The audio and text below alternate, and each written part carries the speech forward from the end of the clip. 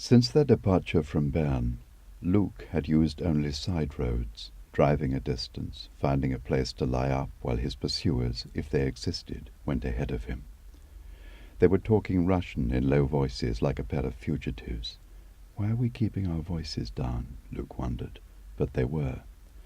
At the edge of a pine forest he again parked, and this time handed Dima a labourer's blue tunic and a thick black woolen ski cap to cover his bald head.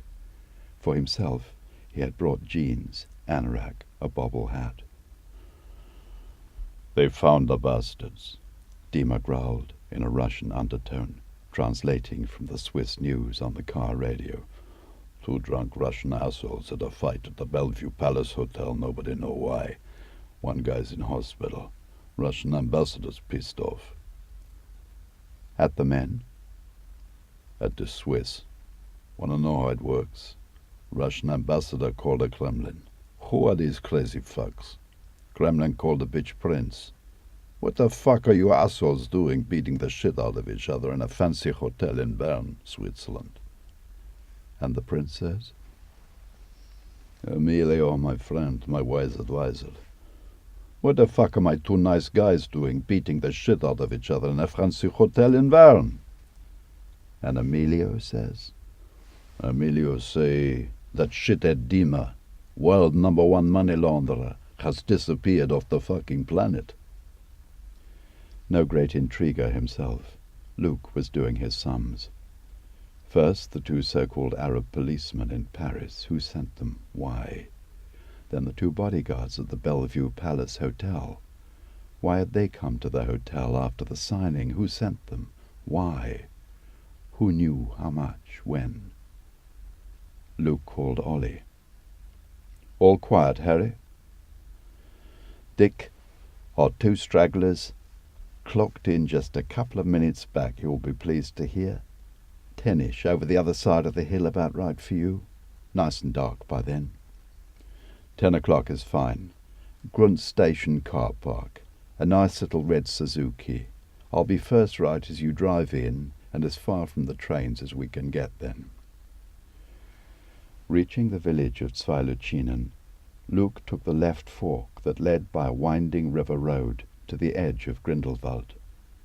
The Grunt Station car park was packed with the abandoned cars of German tourists. Entering it, Luke saw to his relief the figure of Ollie in a quilted anorak and peaked cap with ear flaps, seated at the wheel of a stationary red Suzuki Jeep with its lights on. "And here's your rug, for when it gets nippy," Ollie told Dima, and to Luke, "The forest track is forbidden, but not for locals with business to do, like plumbers and railway workers and such. So if it's all the same to you, I'll do any talking.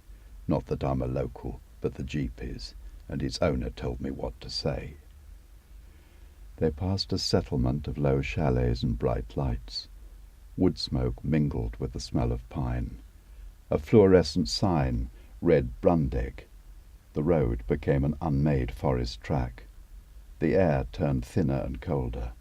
Luke's breath came faster. An icy film of dew was forming on his cheeks and brow. They had passed the tree line and again broken free. Light cloud covered a starry sky. "You been to Ural Mountains, Dick?"